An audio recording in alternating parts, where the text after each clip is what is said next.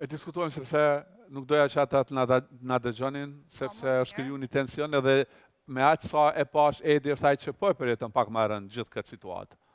Po Edi nuk është se ka ndjerë në fakt këto ditë, unë kam parë që ka folur shumë në përshpi me Hygertën kryesisht, po ka folur pak me gjithë banorët në përshpi. Ajo që është shqetëson, e para njërë këto kanë dy mentalitete komplet të ndryshëm. Do më thë kemi një Dolçe dhe një Edi që njëri është rritur në Itali dhe tjetri në Zvicër, më duket ka thënë? Po edhe në Kosovë. Pra kemi dy mentalitete shumë dhe dy botë shumë të ndryshme. Kemi një djalë që ka një sedër shumë të madhe, dhe kemi një vajzë që është diva dhe do vetëm të kortegjohet dhe vetëm dhe këtu bie ndesh. Asnjëri në thonjë za nuk e ul hundën që të shkoj të flasim me tjetrën dhe të thotë hajde këtu qa ke. Në fakt, në opinionin tim personal, duhet Edi ta merrte këtë hap.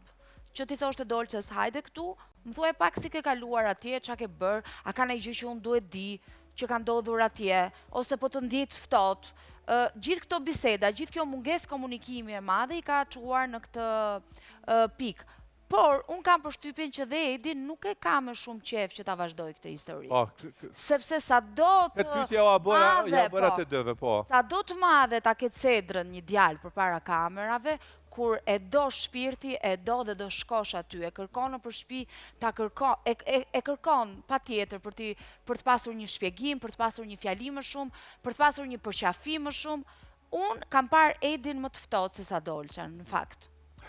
A ka ndodhë, me qenë se tash po flasim edhe Dolçe e përmendje dhe në fillim të emisionit që unë i bëra 31 vjetë dhe e di se qëfar dua, a mendon që edhe mosha pak lu në rol pikrish në këtë distancë? Mosha kam përshtypjen që ka qenë hapat e para problem, por ai problemi u superua.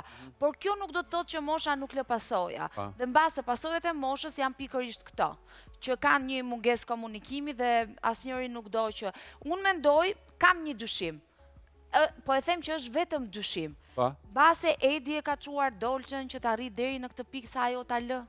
Nuk ka dashur ai në një format ti thot që shiko, unë nuk dua të vazhdoj më me ty.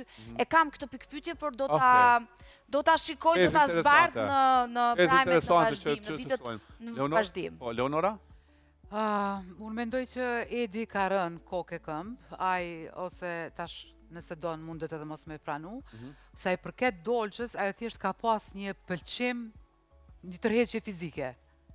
Por, si që tha Klodi, ndoshta dhe mentaliteti, kultura ku është rritë Dolçe, edhe kultura ku jemi ne nuk e konsiderojmë vetëm njohje, po ju fut të dikujt në shtratja dhe një përqafimi në puthjen, sepse realisht për një femën, puthja është shumë e shenjtë. Dhe po kuptoj, vetëm njohje, kështu e hynë shtrat, nuk e di. Si e parashikoni pra këtë telenovelet, themi, Dolçe, Edi, edhe në ditët vazhdim? Do të vazhdojnë këta që mos kenë komunikim, apo do të sqarohen gjatë tyre ditëve? Do të sqarohen, unë besoj që do të sqarohen. Edhe pse ka një javë që nuk kanë sqaruar, nuk kanë komunikuar fare.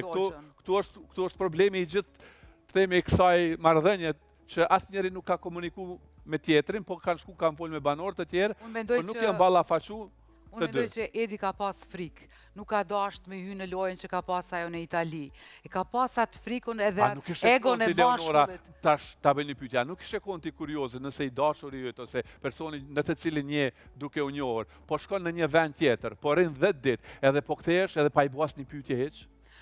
Indiferencë totale. Kjo është injorim. Unë do isha fyer. Mu do të kishte pëlqy. Ska të këtë? Nëse një mashkull beson të një femën, nuk ka nevoj me japë. Së shpuna besimi, por nështë edhe kurioziteti me ditë se si ka kalu, si ishte Big Brother Italia atje, çfarë shtretër kishin atje, çfarë dhome ishte atje. Me këke fjetur, me... Po, kryesisht në përgjithësi. Kjo është injorim total, unë do isha ndjerë ofenduar. Është e vërtet që besimi është shumë i rëndësishëm në një lidhje, por për të arritur në atë besim do kohë. Do kohë, pra ndaj po them dhe unë. Dhe ato nuk e kanë pasur këto kohë që të kenë këtë besim tek njëri tjetri. Unë po parashikoj që ata këto ditë që do vinë, do kenë ngicmice me njëri tjetrin, do hedhin, do presin, do ngacmohen pak. Me gjitha të konsideroj që Edi ka qenë i sinqert. Nëse Edi vërtet do ta doj, do ta kërkoj. Do të luftoj për ta?